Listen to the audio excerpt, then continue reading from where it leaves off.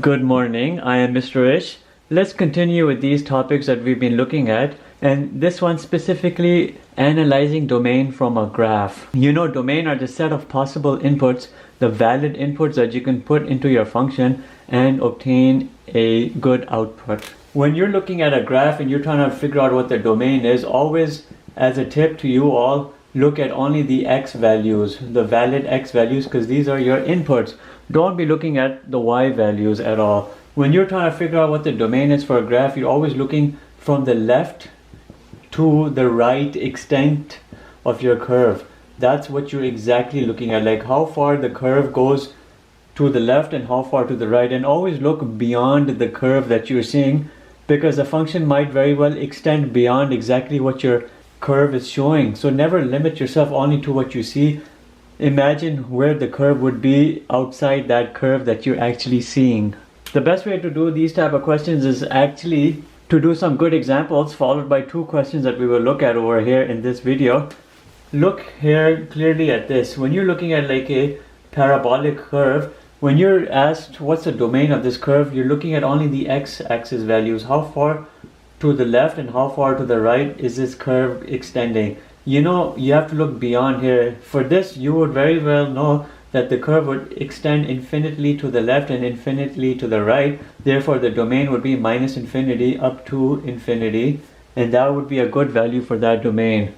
If, however, you're looking at a curve which looks something like this, let's say this is a radical curve and this happens to be minus 2 comma 0. In this instance, you're looking at the domain, right? And the domain is always from the left to the right. It starts right here at this left point of minus 2, but it includes that value minus 2, and then it extends here towards positive infinity onto the right, and that would be your value for domain. When you're writing your domains, you have to be careful about these type of parentheses you're using. When you're using a circular parentheses, it means that value is not included, but it's going up to it in terms of the domain. When you have a square bracket, it means you're including that value. That value very well falls within an acceptable domain for that curve.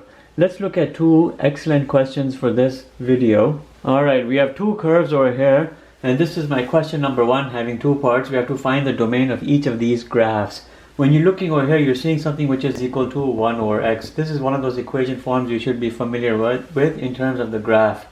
Again, domain is the left to the right extent. You're always looking from left and you're looking towards the right, and always look beyond what you're seeing.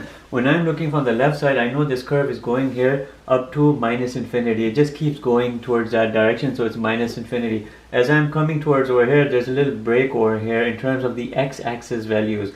The value kind of stops here at x equals 0. It goes up to 0 but does not include 0, because you technically cannot put a 0 here in the denominator, right? If you put a 1 over 0, you'll have an undefined function. And then it picks up from right here 0, and then it goes on towards positive infinity. And you can put this little bit of a sign over here, and that sign signifies that there was a break here in the domain. It was not a continuous function, because you could not trace the entire function without lifting your marker. There's a break right here at x equals 0. So this question has been done. Let's look over here at this. In terms of the domain, we're looking here from the left to the right extent. This, and you're always looking at the x-axis values. You're always looking only on the x and never at the y value. Here you'd see that the graph starts here at point 0 and then it extends in this direction. So it's 0 up to infinity. But the value 0 is not included in here, because this, if you were to extend this out, it would keep going down along the y-axis. This right here is the graph of natural log x. You cannot do a natural log of 0, hence it does not include the value of 0 in the domain. If putting a value like this, 0 comma infinity right here, this would be wrong, and this here would be right, because you cannot do a natural log of 0. It's undefined. This is a good domain. This right here is a good domain. For this last question, we have these two parts. This here is not a function because it would not pass the vertical line test, but it's still a good graphic representation. This here looks like a cosine function, cosine x. We have to find the domain of both of these.